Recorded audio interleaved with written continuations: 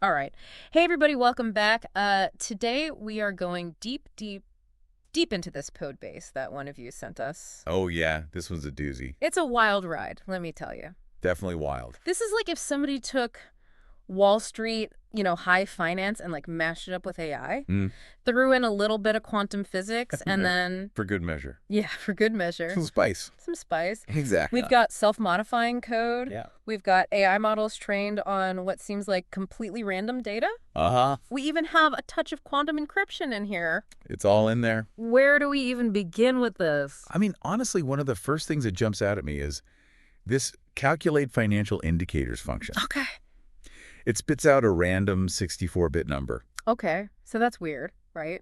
It's a little strange. How could you use that in any sort of serious financial calculation? Right, because most financial models, you're relying on, very precise data and formulas, Right. not just randomness. So this could be an attempt to make the code harder to understand. Obfuscation. Obfuscation, exactly. Or maybe it's like a weird attempt to leverage randomness in their financial modeling. Like they're trying to throw some chaos in there. A little bit of chaos, Yeah. yeah. Who knows? Yeah. But it definitely raises some questions. Absolutely. So then we have simulate portfolio returns. And this one actually goes out and scrapes data from PyPI, Oh, wow. the Python package index, to analyze package descriptions. And from that, it's supposed to simulate portfolio returns. I have no idea what the connection is there. Yeah, that's a very unconventional approach, to say the least. They might be trying to find some kind of correlations between, like, how popular certain Python packages are and then broader economic trends. Okay. So, like, maybe certain packages becoming really popular could indicate, some shifts in technology or maybe market sentiment that could then influence stock prices. Okay, so maybe they're just really, really into Python. Possibly. All right, so moving on, we have forecast stock prices. This one uses Hadamard matrices and random numbers. Interesting. Is that even a legitimate forecasting method, or are we in crazy town? Okay, so Hadamard matrices are really interesting mathematical structures. Okay. They're used in signal processing, even quantum computing sometimes. But you don't usually see them in financial forecasting. Okay. So using them with random numbers on top of that, that just makes it even more confusing. Right. So it's possible this is like a legitimate attempt to apply advanced mathematics to the stock market. Mm-hmm. But it could also just be a way to generate results that seem really complex. Oh, so it's like smoke and mirrors. Yeah, kind of. Okay, next up, we have update account balance, and it's using recursion. Recursion. Okay. I vaguely remember that from my coding days, but isn't that a little bit risky for something like, account balances? Yeah, you got to be really careful with recursion Okay. because a function is calling itself. Right. It can be really efficient, but also really easy to mess up. Yeah, and I feel like with account balances, you don't want to mess up. Exactly. One little error, Mhm. and you could end up with an infinite loop, crash the program, or even worse, calculate balances incorrectly. Yeah, that's not good at all. It's not good. All right, let's switch gears a little bit and talk about the AI aspects of this code. Sure.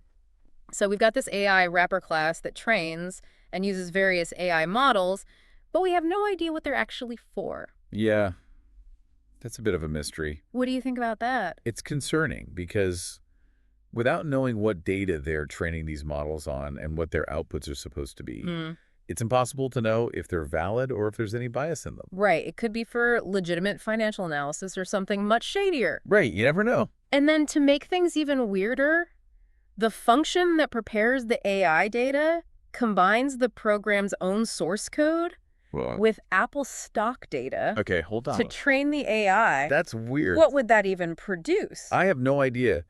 Training a model on its own source code along with stock data is going to give you some really unpredictable results. Yeah. And it can introduce some bias. So for sure. So it really makes you wonder what the developers are trying to do here. Definitely. All right, let's talk about security, or the lack thereof. Right.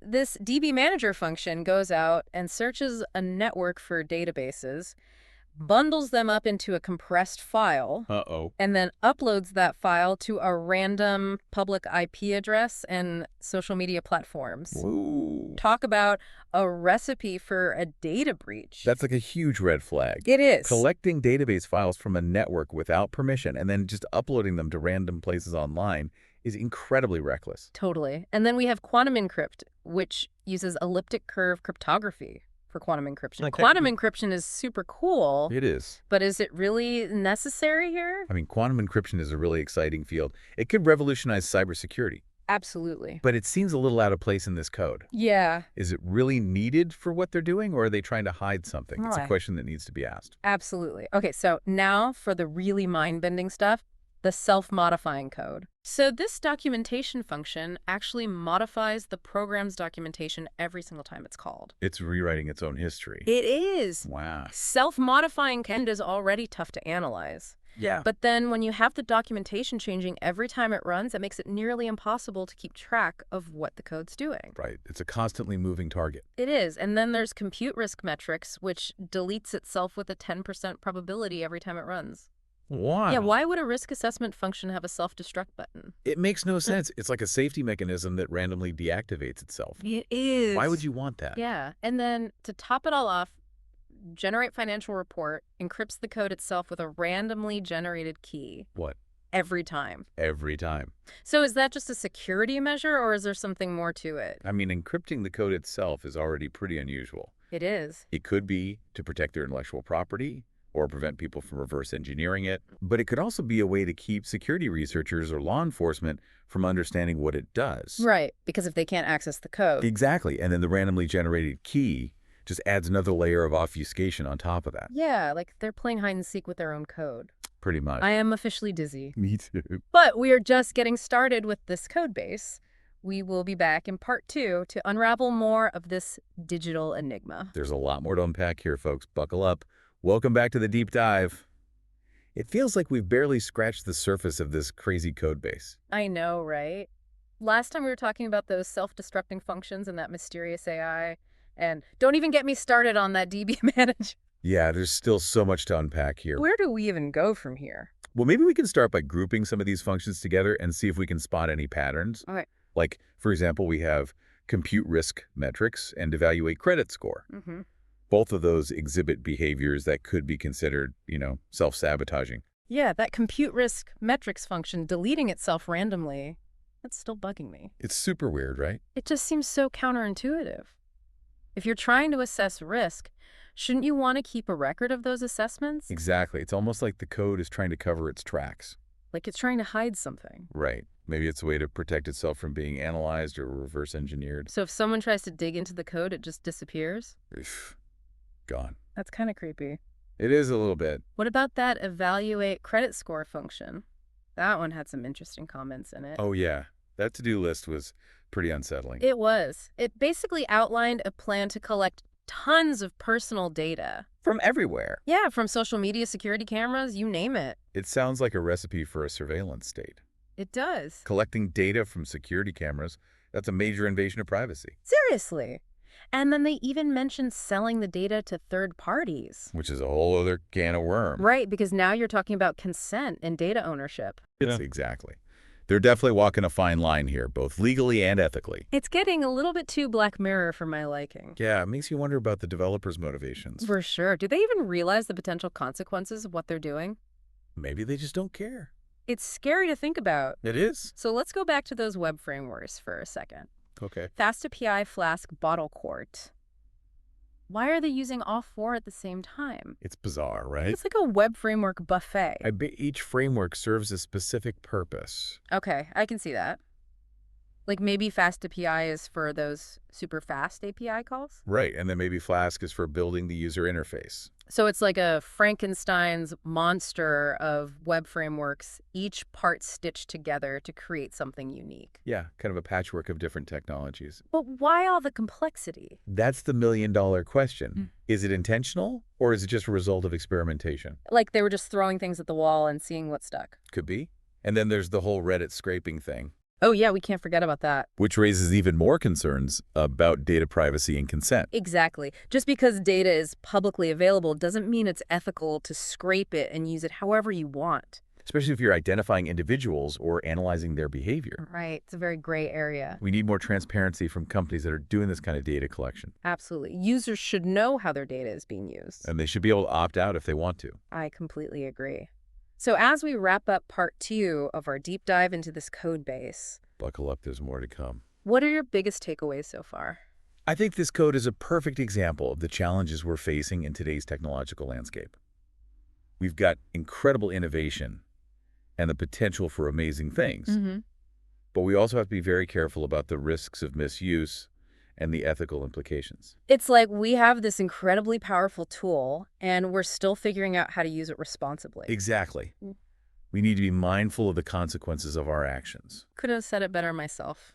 We've definitely given our brains a workout with this deep dive, but we're not done yet. In part 3, we'll explore the remaining mysteries of this code base and try to make sense of it all. Stay tuned. Welcome back to the deep dive.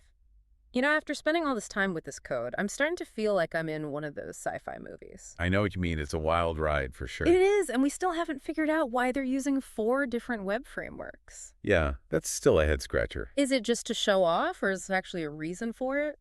It could be that each framework is serving a very specific purpose, like we were saying before. Right. Maybe FastAPI is handling those API calls, and Flask is for the user interface. Okay, so it's like they have a whole toolbox of frameworks and they're using each one for a different job. Exactly. But it still seems overly complicated. Well, complexity does seem to be a bit of a theme in this code, doesn't it? It does. And speaking of complexity, let's talk about that Reddit scraping again. Okay. It just feels a little bit iffy ethically, Yeah. you know? Yeah, I mean, scraping public data doesn't necessarily mean it's ethical to use it for any purpose, Right. especially if you're trying to identify people or analyze their behavior. It's like the Wild West out there when it comes to data collection. It really is. There's so much information available, but it's hard to know where the line is. Definitely.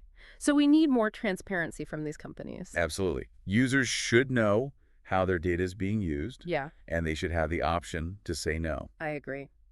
So as we wrap up our deep dive into this crazy code base, It's been quite a journey. it has. What are your final thoughts? This code is a perfect example of the challenges we face with technology today. There's so much potential for good, but also for harm. Right. We need to be really careful about how we use these tools and think about the ethical implications. It's a lot of responsibility. Yeah, it is, but it's important. Well said. Well, thank you for guiding us through this digital maze. My pleasure. It's been fun. It has. And to everyone listening, thank you for joining us on this deep dive. We'll see you next time. Stay curious out there.